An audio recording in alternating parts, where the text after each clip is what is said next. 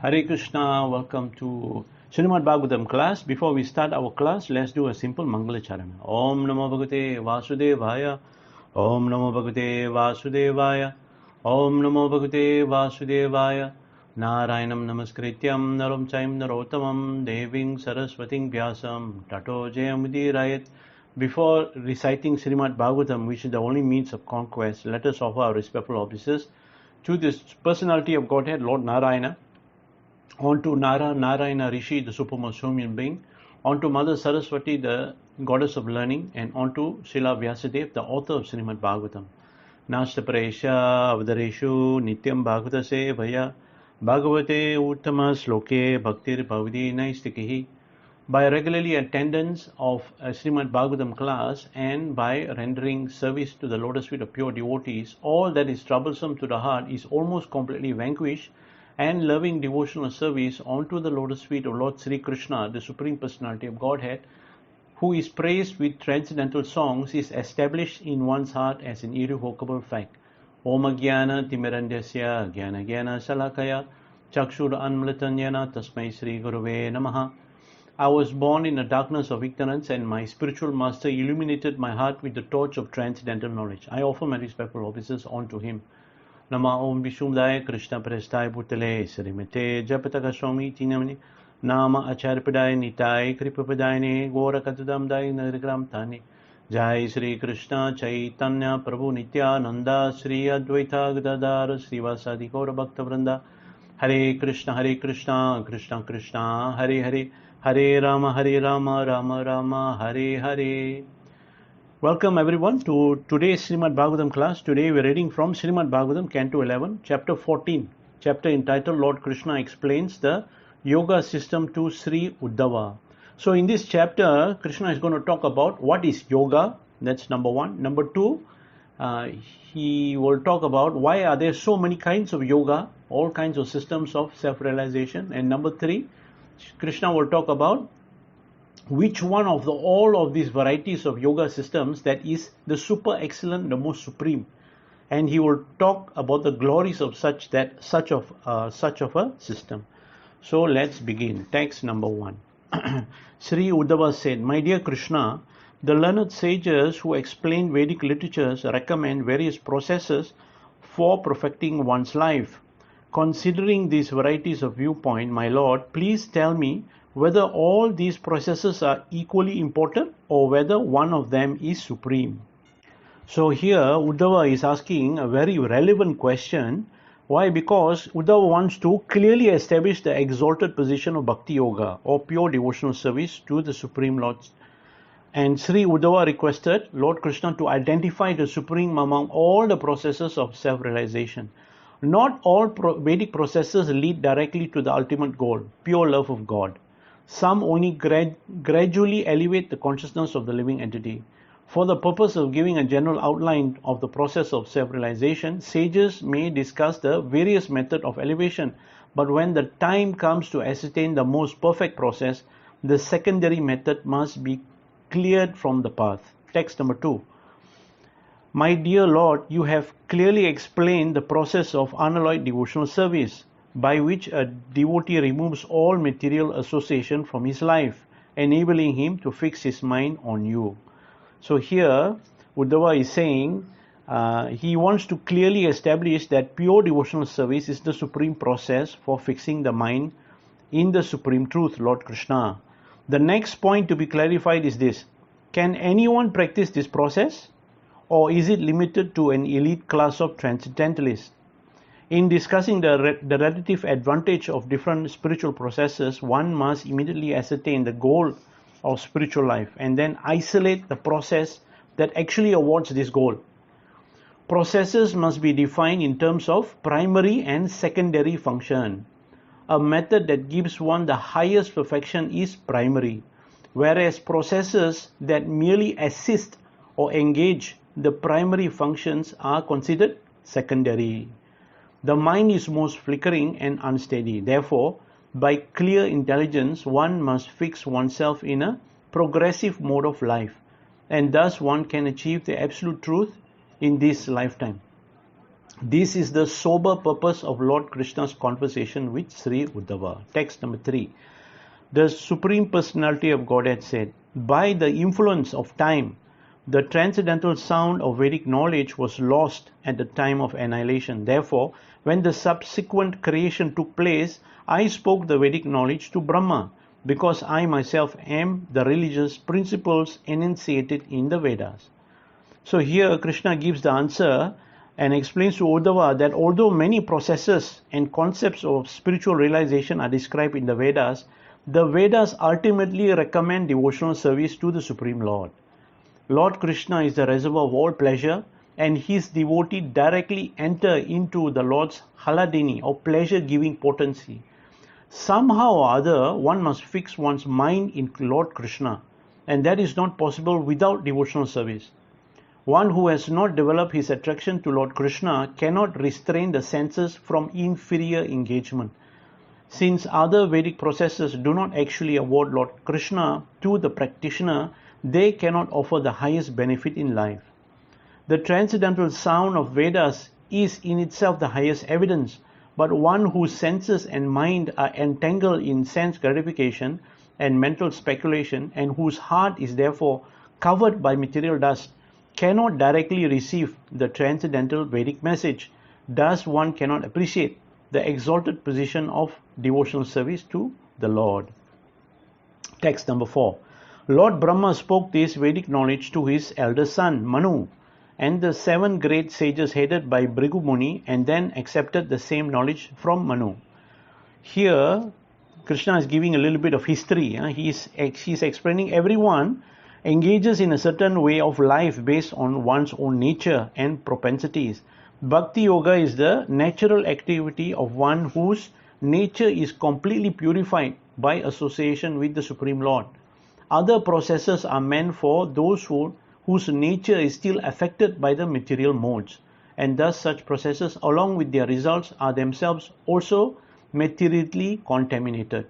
Devotional service to the Lord, however, is a pure spiritual process, and by executing it with a pure consciousness, one comes directly in touch with the personality of Godhead, who describes himself in Bhagavad Gita, chapter 9, text 2, as Pavitram idam uttamam, the supreme pure.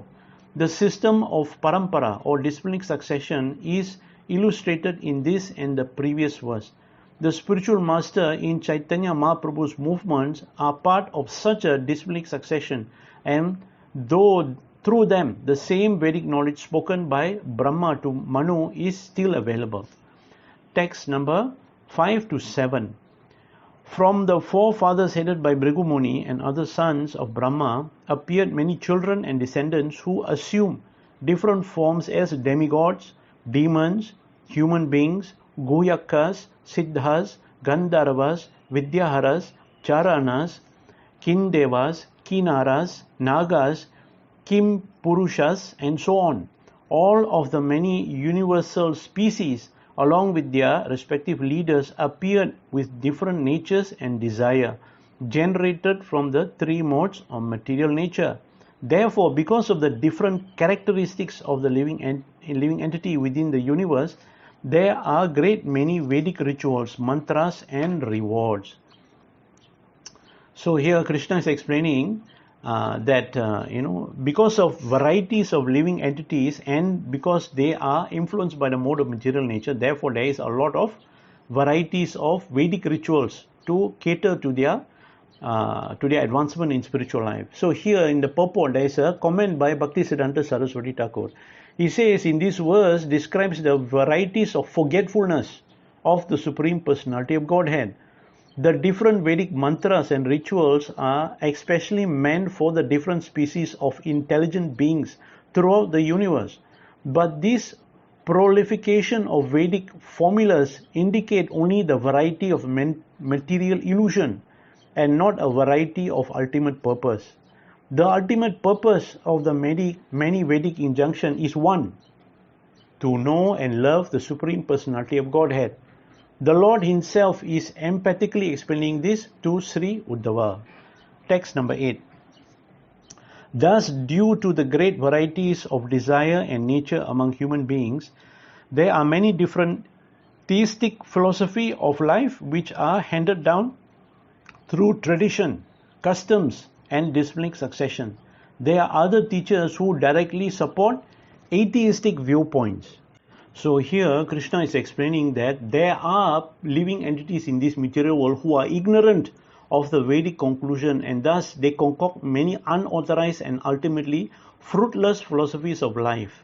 These are all atheists, they are all Pashandis. So Vishwanath Chakravarti Thakur, he gives a most interesting example, and the example he gives is, the water of the Ganga is always pure and very sweet. On the bank of that river, great river, however, there are several types of poisonous trees whose roots drink up the Ganges water and from the soil, and it uses it to produce poisonous fruit. Similarly, those who are atheistic or demoniac utilize their association with Vedic knowledge to produce the poisonous fruit of atheistic or materialistic philosophy. Text number 9. O best among men, the intelligence of human being is bewildered by my illusory potency, and thus according to their own activities and whims, they speak in innumerable ways about what is actually good for people. So here Krishna is explaining that unlike the Supreme Personality of Godhead, the individual living entity is not omniscient. Omniscient here means all-knowing. They know everything. They are not in ignorance. Therefore, these living entities and their activities and pleasures do not represent the whole truth. According to one's individual way of doing things, yata karma, or one's personal preference, yata ruchi, or one's speak to others about what is good for them. Everyone thinks what is good for me is good for everyone. Actually, the best thing for everyone is to surrender to the Supreme Personality of Godhead, Lord Krishna, and thus realize one's eternal nature of bliss and knowledge. Without knowledge of the absolute truth, many so-called learned people are whimsically advising other whimsical people who also lack perfect knowledge of the actual goal of life. Text number 10. Some say that people will be happy by performing pious religious activities. Others say that happiness is attained through fame, sense gratification, truthfulness, self-control, peace, self-interest, political influence, opulence, renunciation, consumption, sacrifice, penance, charity, vow, regulated duties, or strict disciplinary regulation. Each process has its proponents. Text number 11. All the persons I have just mentioned obtain temporary fruits from their material work. Indeed, the meagerness and miserable situation they achieve bring further unhappiness and are based on ignorance. Even while enjoying the fruits of their work, such persons are filled with lamentation. So here Krishna is describing actually the material world. Those who have grasped temporary material things, mistaken them to be the ultimate reality, are not considered very intelligent by anyone except themselves. Such foolish persons are always in anxiety because by the laws of nature, the very fruit of their work are constantly being transformed in ways neither desired nor expected. The performer of Vedic rituals can elevate himself to heavenly planets, whereas one who is atheistic has the privilege of transferring himself to hell. The entire panorama of material existence is actually uninteresting and dull, and one can make no real progress within the material world. Therefore, one should take to Krishna consciousness and prepare oneself to go back home, back to Godhead. Text number 12. This one is a very interesting verse. O learned Uddhava, those who fix their consciousness on me, giving up all material desires, share with me a happiness that cannot possibly be experienced by those in sense gratification. This is very, very interesting. Please, I'm going to read directly from the purport. The actual purpose of Vedic knowledge is explained in this verse. The word Vishyat Manam includes those who are cultivating material, peace of mind, self-control and speculative philosophy. But even if such persons rise to the platform of Sattva Guna or mode of gunas, they do not attain perfection, because Sattva Guna, being material, is also part and parcel of Maya or illusion. Narada Muni quoted this in Bhagavatam, Canto 4, Chapter 31, Text 12. The Supreme Personality of Godhead is not inclined to award himself even to one who executes the yoga system, speculative philosophy, the renounced order of life, or Vedic studies. Indeed, no so-called materially auspicious process can induce the Lord to reveal himself. This is from Bhagavatam. This is quoted from Narada Muni. According to Srila Sridhar Swami, one enjoys the happiness spoken of in this verse while associating in one's own spiritual body with the supreme transcendental form of the Lord. The Lord's transcendental form is filled with infinite, wonderful qualities, and the happiness of being with the Lord is unlimited.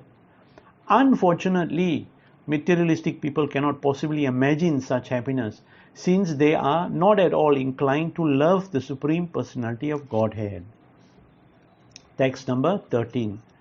One who does not desire anything within this world, who has achieved peace by controlling his senses, whose consciousness is equal in all conditions, and whose mind is completely satisfied in me, finds only happiness wherever he goes. So this is a verse describing the qualities of a pure devotee. A pure devotee is always meditating upon Lord Krishna, experiencing transcendental sound, touch, form, flavor and aroma in the pastimes of the Lord. These sublime perceptions are certainly due to the causeless mercy of Lord Krishna upon one whose mind and senses are completely satisfied in him. Such a person finds only happiness wherever he goes. Srila Vishwanath Chakravarti Thakur gives the example that when a very wealthy man travels all over the world, at every place he stays, he is always enjoy the same luxury standard of comfort. Similarly, one who has developed Krishna consciousness is never separated from happiness, because Lord Krishna is all-pervading. The word kinchana indicates the so-called enjoyable things of this world. One who is akinchana has correctly understood that material sense gratification is simply the glare of illusion, and therefore such a person is dantasya or self-control, santasya or peaceful, and maya's santusta manasa or completely satisfied with his transcendental experience of the Supreme Personality of Godhead. Text number 14. This verse is a jewel verse. Please listen carefully. One who has fixed his consciousness on me desires nothing, desiring neither the position or abode of Lord Brahma or Lord Indra, nor an empire on the earth, nor sovereignty in the lower planetary systems, nor the eightfold perfection of yoga, nor liberation from birth and death. Such a person desires me alone. The position of the Akinchana pure devotee is described in this verse. Srila Sri Priyavarta Maharaj is an example of a great devotee who was not interested in universal sovereignty, because his love was completely absorbed in the lotus feet of the Lord. Even the greatest material enjoyment appeared most insignificant and useless to a pure devotee of the Lord. So this Sri Priyavarta Maharaj is one of the sons of Manu. He from birth was a pure devotee, and by taking initiation from Narada Muni, he became a great devotee, a Paramahamsa devotee. But what happened was, this story, if I'm not mistaken, is in Canto 4. Maharaj Priyavarta's father Manu asked his son Priyavarta to take over his position as the king. He was very not interested, but he did it anyway because Lord Vishnu asked him to do it. So these devotees, whether they are, they are brahmachari or they are grihastha or they are vanaprastha or they are sannyasa, for them is just nothing can touch them. These are pure devotees. Text number 15. My dear Uddhava, neither Lord Brahma, Lord Shiva, Lord Sankarasana, the goddess of fortune, nor indeed my own self are as dear to me as you. Wow, this is amazing. I have to read this again. My dear Uddhava, neither Lord Brahma, Lord Shiva, Lord Sankarasana, the goddess of fortune, nor indeed my own self are as dear to me as you are. So none of these personalities, even the Lord's own self, are as dear to him as his pure devotee Uddhava, an akinchana devotee of the Lord. Srila Madhvacharya cites that Vedic literatures the example that a gentleman sometimes neglects his own interests and that of his children to give charity to a poor beggar. Similarly, the Lord gives preference to a helpless devotee who depends completely on his mercy. The only way to obtain the Lord's mercy is through his causeless love, and the Lord is most lovingly inclined towards those devotees who are most dependent on him. Just as ordinary mother and father worry more about their helpless children than about those who are self-sufficient. Thus, even if one lacks any material qualification, one should simply depend upon the Supreme Personality of Godhead without any other interest, and surely one will achieve the highest perfection of life. Text number 16. With the dust of my devotees' lotus feet, I desire to purify the material world, which are situated within me. Thus, I always follow the footsteps of my pure devotee, who are free from all personal desires, wrapped in thought of my pastimes, peaceful, without any feeling of enmity, and of equal disposition everywhere. So here Krishna is explaining that just as a devotee always follows the footsteps of Lord Krishna, similarly Lord Krishna, being a devotee of his devotee, follow the footsteps of his devotee. A pure servitor of the Lord is always meditating on the pastime of the Lord and considering how to assist the Lord in his mission. Lord Krishna is the Supreme Personality of Godhead, and therefore there is no question of impurity in the Lord. Still, the Lord desires to purify the universe situated within him by taking the dust of the lotus feet of his pure devotee. Without the dust of the lotus feet of his devotee, it is not possible to engage in pure devotional service, without which one cannot directly experience transcendental bliss. Lord Krishna follows the footsteps of his devotees in order to purify them. As the Lord walks along behind his pure devotee, the wind blows the dust of the Lord's feet in the front of his devotee, who then becomes purified by contact with such transcendental dust. One should not foolishly look for material logic in this transcendental pastime of the Lord. It is simply a question of love between the Lord and his devotees. Text number 17. Those who are without any desire for personal gratification, whose mind are always attached to me, who are peaceful, without false ego, and merciful to all living entity, and whose consciousness is never affected by opportunities for sense gratification, such persons enjoy in me a happiness that cannot be known or achieved by those lacking such detachment from material world. So here the pure devotee always experiences transcendental bliss in their service to Sri Krishna, the reservoir of all pleasure. Thus they are completely detached from material pleasure and do not desire even liberation. Since all others have some personal desire, they cannot experience such happiness. A pure devotee is always desired to give Krishna conscious happiness to all others, and therefore they are called Mahanta, or great souls. In the course of a devotee's service, many opportunities for sense gratification arise, but a pure devotee is not tempted or attracted and does not fall down from his exalted transcendental position. Text number 18. This is another jewel verse. Please listen carefully. My dear Uddhava, if my devotee has not fully conquered his senses, he may be harassed by material desires, but because of his unflinching devotion for me, he will not be defeated by sense gratification. So the explanation to this verse is, even though one's senses are not fully conquered, one who has unflinching devotion to Lord Krishna does not run the risk of being separated from him. Because of previous bad habits and immaturity, even a sincere devotee may be harassed by lingering attraction to bodily concept of life, but his unflinching devotion for Lord Krishna will act. The example here is given: a great warrior may be struck by a weapon of his enemy, but because of his courage and strength, he is not killed or defeated. He accepts the blows and goes on to victory. Similarly, one may contract a serious disease, but if he takes the proper medicine, he is quickly cured. This is an example.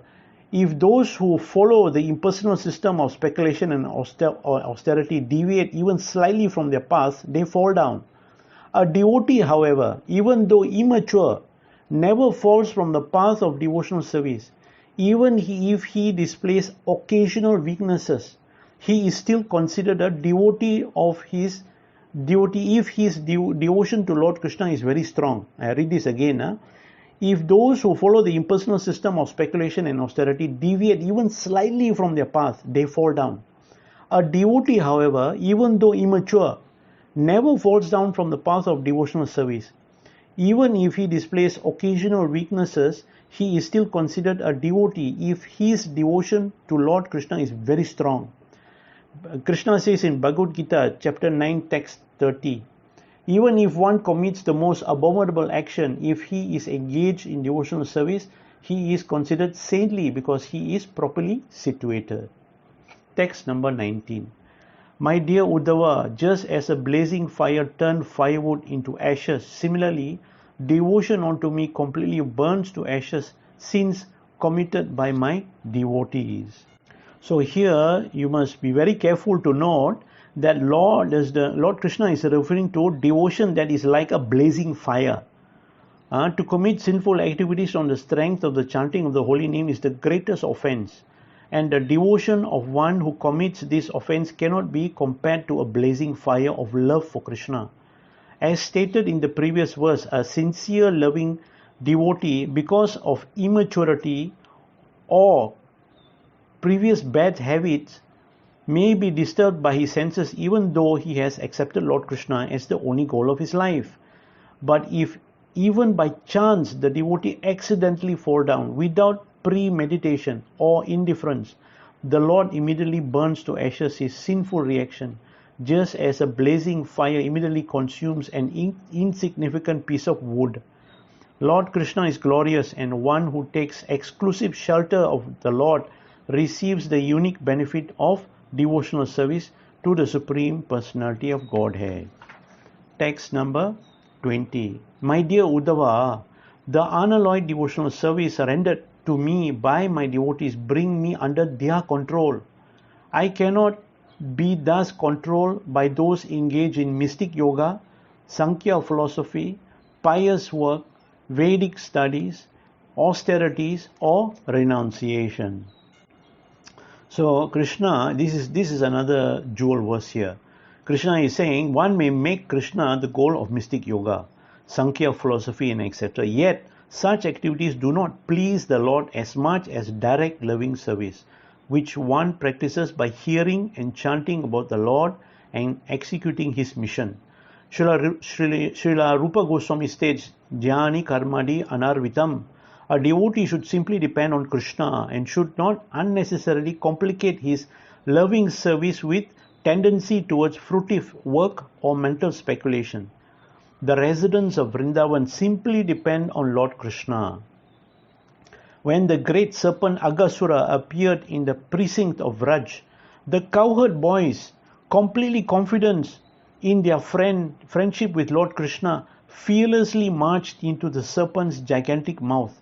Such pure love for Krishna brings the Lord under the control of the devotees. Text number 21. Only by practicing unalloyed devotional service with full faith in me can one obtain me, the Supreme Personality of Godhead. I am naturally dear to my devotees, who take me as the only goal of their loving service. By engaging in such pure devotional service, even the dog eater can purify himself from the contamination of their low birth. So here, very interestingly, Krishna explains that All around the world, many people are born into rich and powerful families, but they often acquire abominable habits that are part of their so-called family traditions. However, even an unfortunate person who are taught from birth to engage in sinful activities can at once be purified by the potency of pure devotional service. Such service must have Lord Krishna as the only goal. Mannishtha. One must be rendered with full faith, Sradhaya, and must be unalloyed and without any selfish motive. Ekaya. Text number 22. Neither religious activities endowed with honesty and mercy nor knowledge obtained with great penance can completely purify one's consciousness if they are bereft of loving service to me. So here, although pious religious work, truthfulness, mercy, penance, knowledge, partiality purifies one's existence, but they do not take out the root of material desires. Thus, the same desire will reappear at a later time. After an extensive program of material gratification, one becomes eager to perform austerities, acquire knowledge, perform selfless work, and in generally purify one existence. After sufficient piety and purification, however, one again becomes eager for material enjoyment.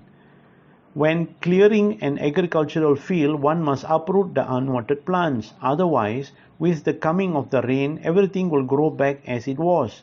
Pure devotional service to the Lord uproots one's material desires, so that there is no danger of relapsing into the degraded life of material gratification. In the eternal kingdom of God, loving reciprocation between the Lord and His devotees is manifest. One who has not come into this stage of enlightenment must remain on the material platform, which is always full of discrepancies and contradiction. Thus, everything is incomplete and imperfect without loving service to the Lord. So therefore, for those who are still in this material world, who are not pure devotees yet, the following the regulatory principles that are recommended by the Goswamis are crucially important, very, very important. If there is a super VIP important, this is where you must understand this. Being disciplined and faithful to the instruction of Guru and the Goswamis is crucially important in one's progress in spiritual life. Text number 23. If one's hair do not stand on end, how can the heart melt? And if the heart does not melt, how can tears of love flow from the eyes? If one does not cry in spiritual happiness, how can one render loving service to the Lord? And without such service, how can the consciousness be purified? Wow, this verse is very, very wonderful. It's great to have it written down and meditate. It's for us to meditate upon this. Okay, here Krishna is saying loving service to the Lord is the only process that can completely purify one's consciousness. Such service produces waves of ecstatic love that completely cleanse the soul. As mentioned earlier by Lord Krishna to Sri Uddhava, other processes such as self-control, pious activities, mystic yoga, penance, and etc. certainly purifies the mind, as stated in many authorized literatures.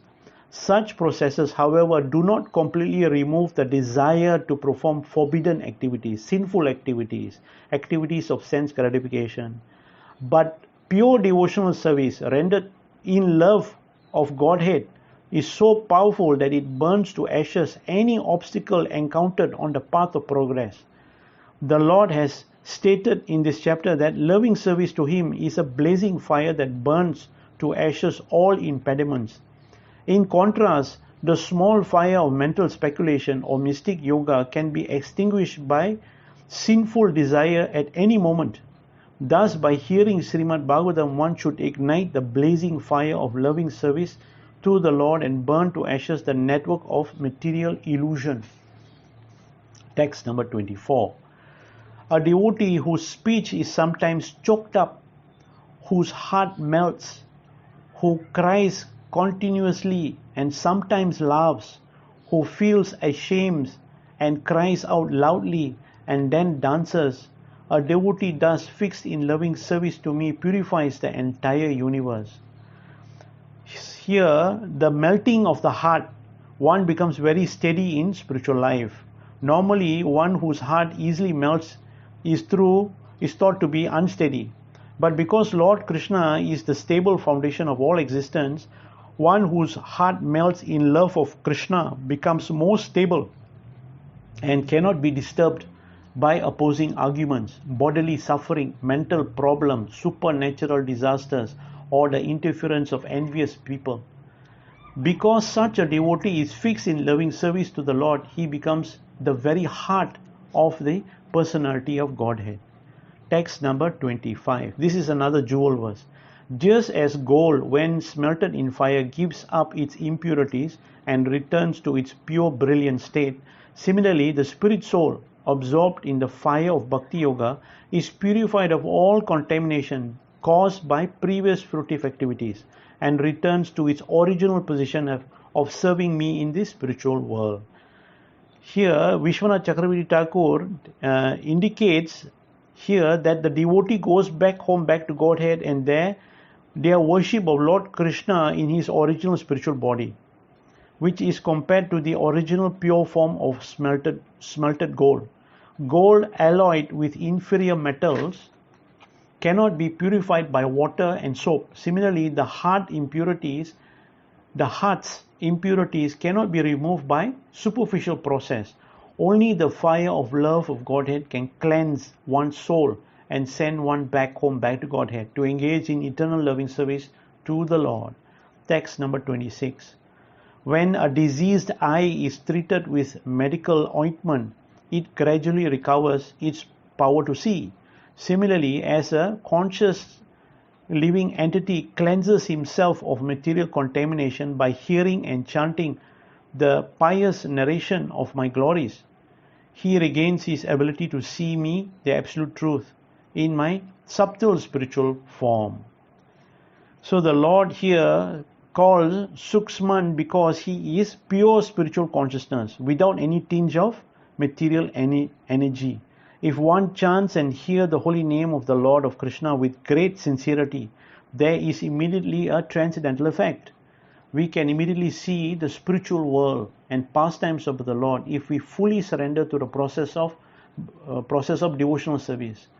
A blind person feels perpetually gratitude to a doctor who restores his sight. Similarly, we sing Chakshu Dana Dilo Je, Janme Janme Prabhu Se.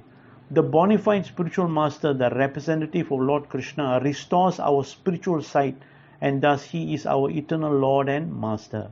Text 27.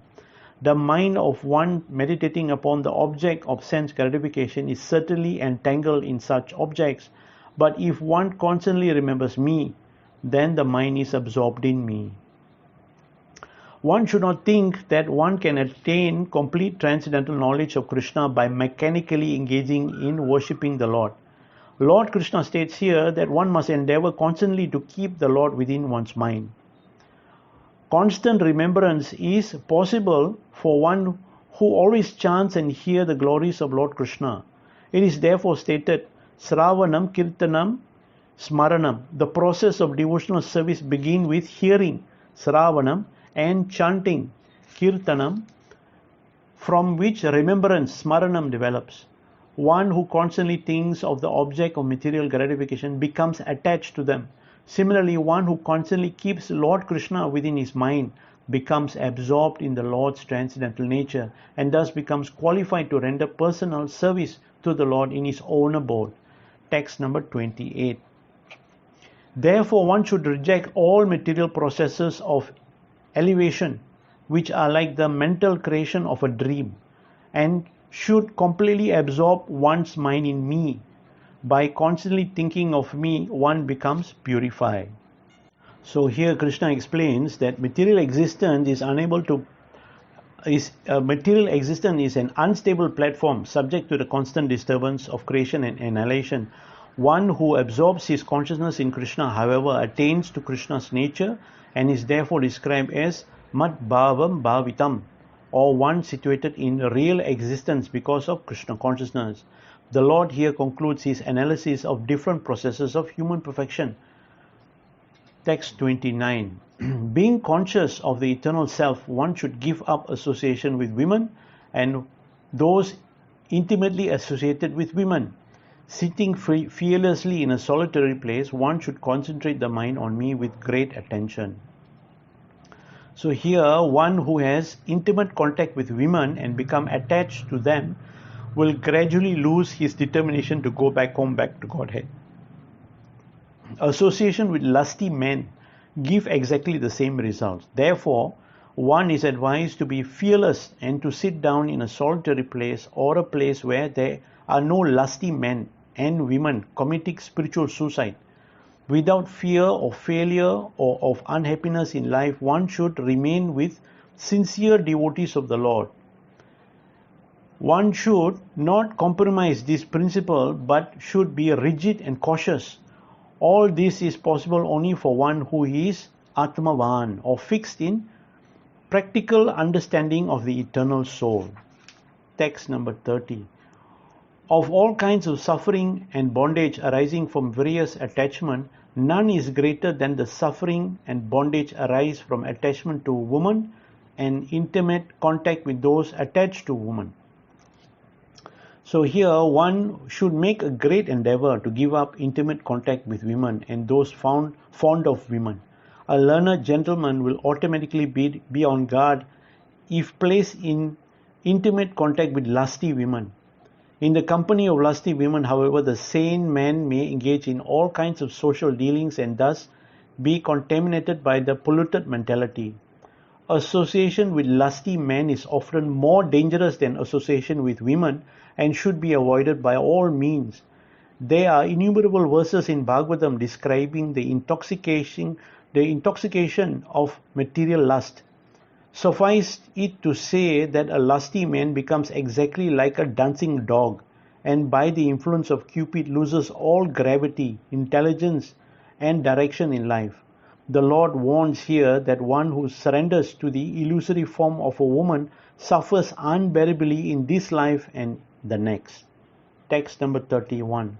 Sri Uddhava said, My dear lotus-eyed Krishna, by what process should one who desires liberation meditate upon you? Of what specific nature should his meditation be? And upon which form should he meditate? Kindly explain to me this topic of meditation. So here Uddhava is asking because he wants to elaborately explain, he wants to hear an explanation by Lord Krishna that without loving devotion rendered to him in association of devotees, no other process of self-realization will work. That's what Uddhava is asking here. Therefore, it may be asked why Uddhava is again referring to the system of meditation, dhyana. The Acharya explained that one cannot fully appreciate the beauty and perfection of Bhakti Yoga unless one sees its superiority in all other processes.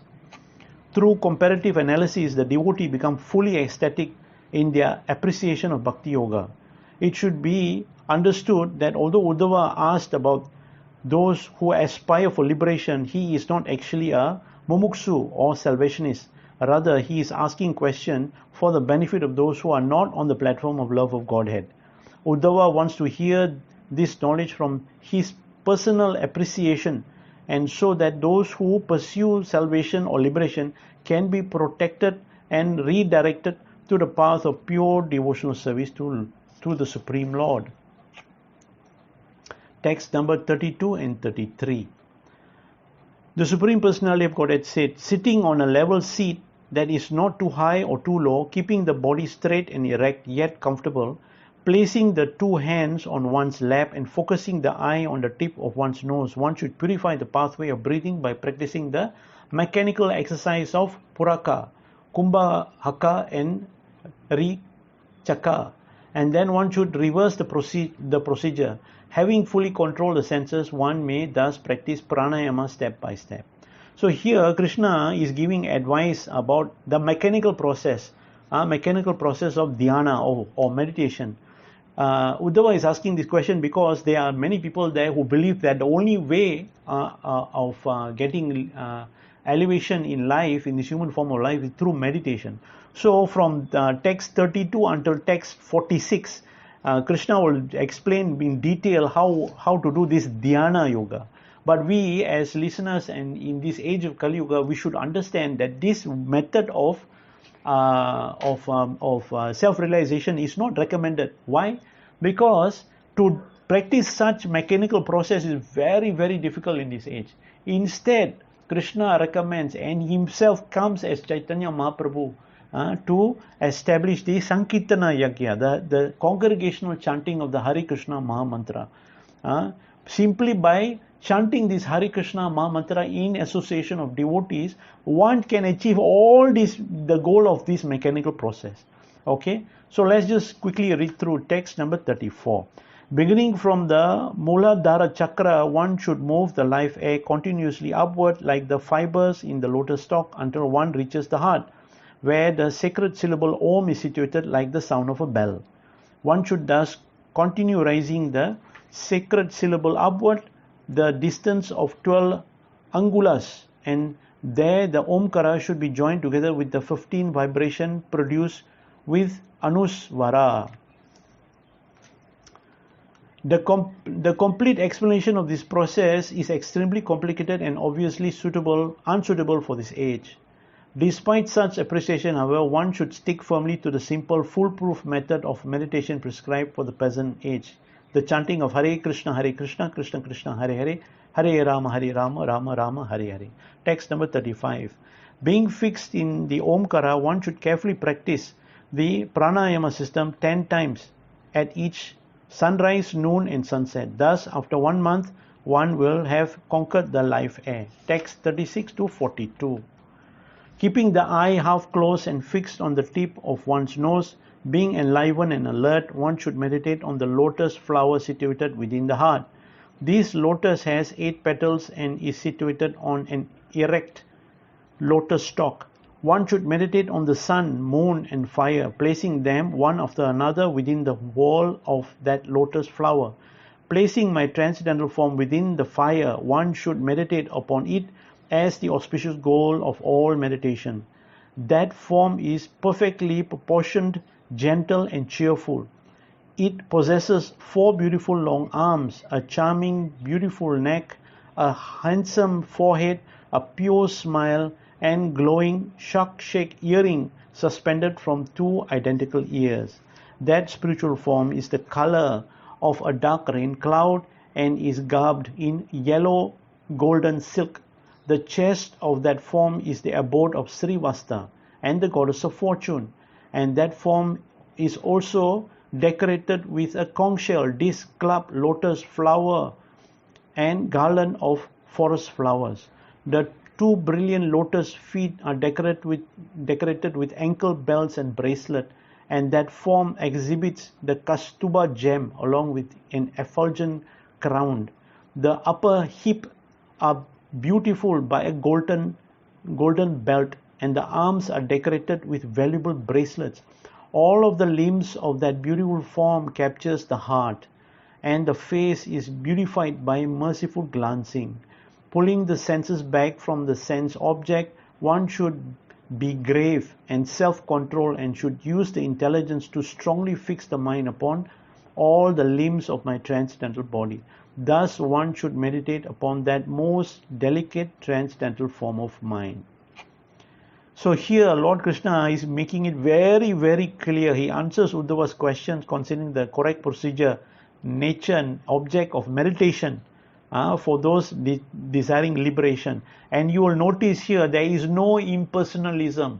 Meditation here is to meditate upon the transcendental form of the Lord. He talks about his form here. Krishna talks about his form here. Text 43. One should then pull the consciousness back from all the limbs of that transcendental body. At that time, one should meditate only on the wonderful smiling face of the Lord. You see, not again.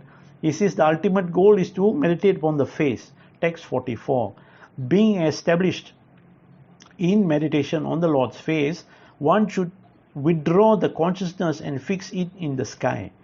Then giving up such meditation, one should become established in me and give up the process of meditation altogether.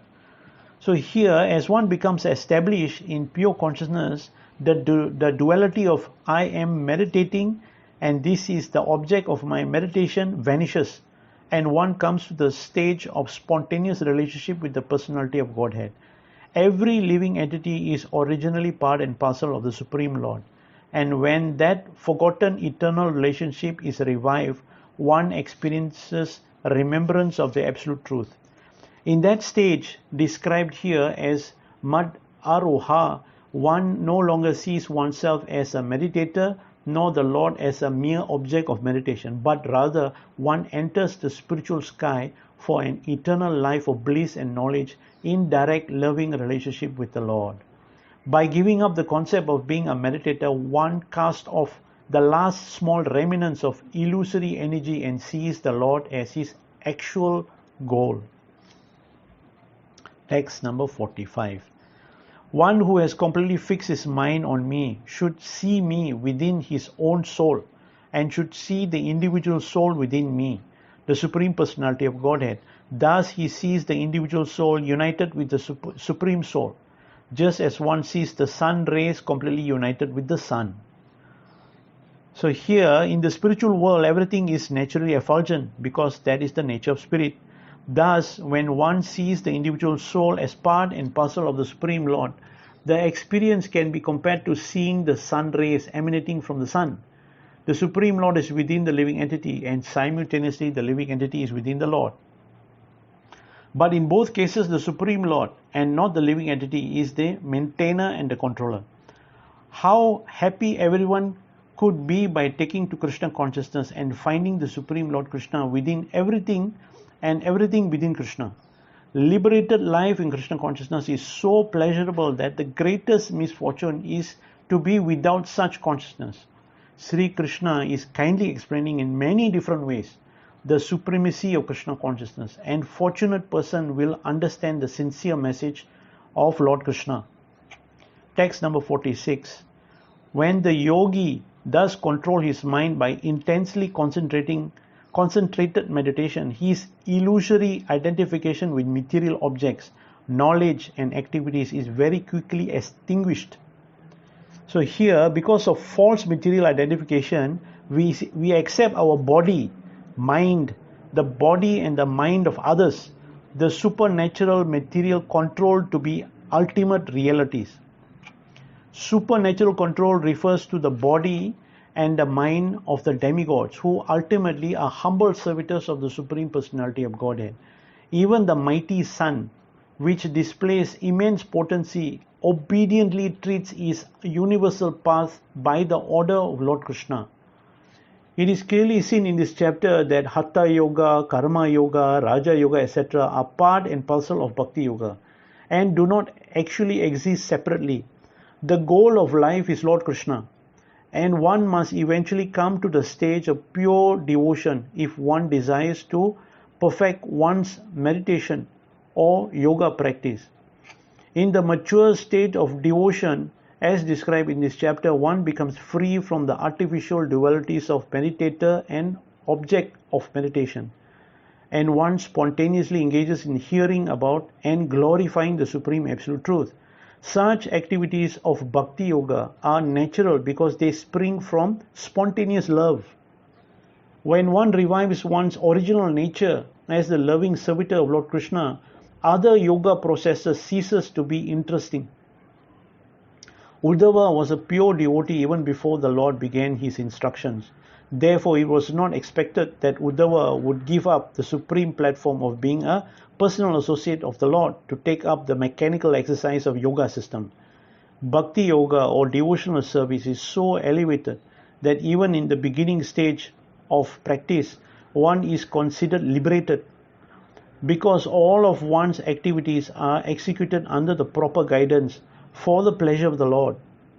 In the Hatha Yoga system, one is concerned with bodily control, and in Jnana Yoga, one is concerned with speculative knowledge.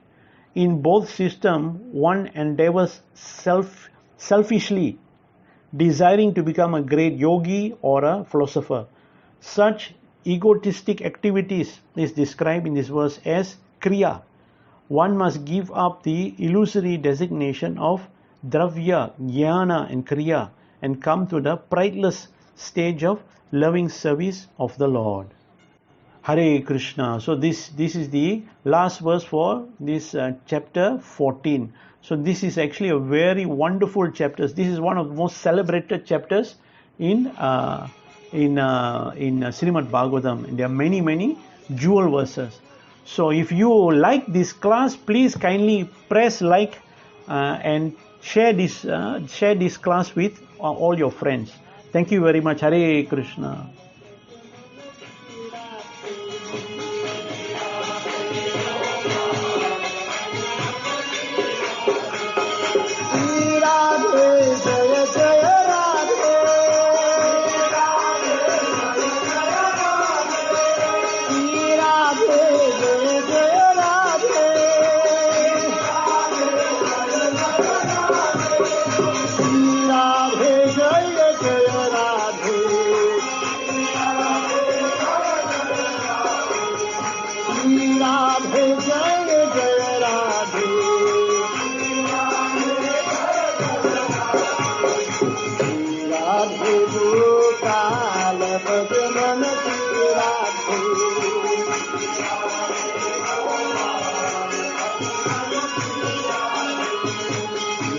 Radhe Gopa